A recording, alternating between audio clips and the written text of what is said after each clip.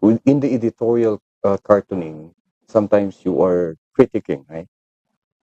Awan mo tinasabsabat yung You open up, yeah, you tickle the minds of Yeah. your reader. Pero wala naman kayong namamimit na yung drino nyo na... Meron. Can you tell me the name later? I can mention it now. Yeah. In that year, uso tikwa, clamor for Cordillera Autonomy.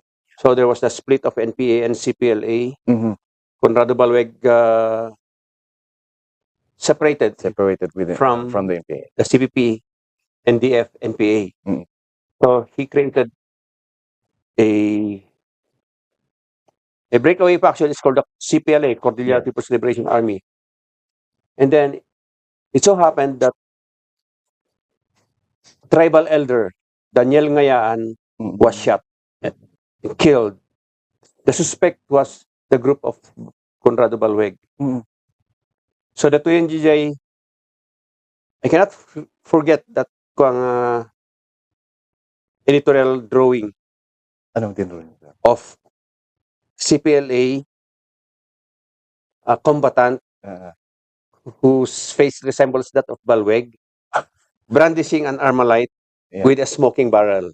I see. At the back of that drawing, there's a pantheon or a grave with a cross, with the name with a marker, Daniel Ngayaan. So that insinuating something.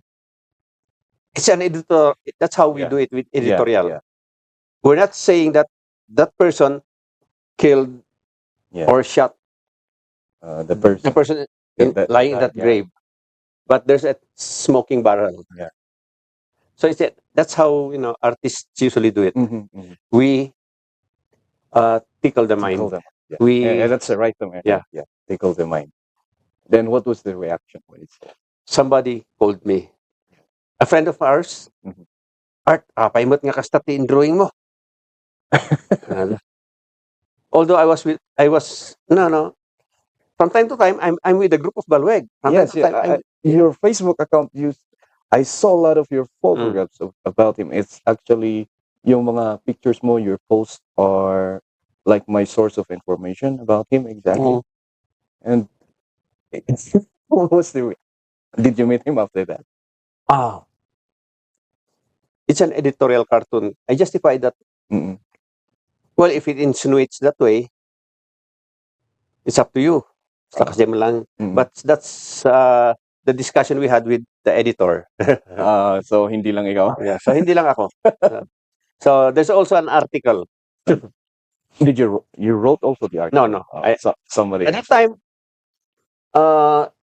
80s and 90s, hanak pa yung krusurat. Hanak ko na yung krusurat. But whenever I write, it's personal, opinionated. Yeah. So after that, then okay naman na siguro. Marami pa kayong pinagsamahan niya po, Balweg. Of course, until such time, we even motored to Abra during his wake. Yeah. And then, in fact, the daughter became parang part of my family. And then the youngest daughter, I was supposed to be their godfather. So happens na nagka-pandemic.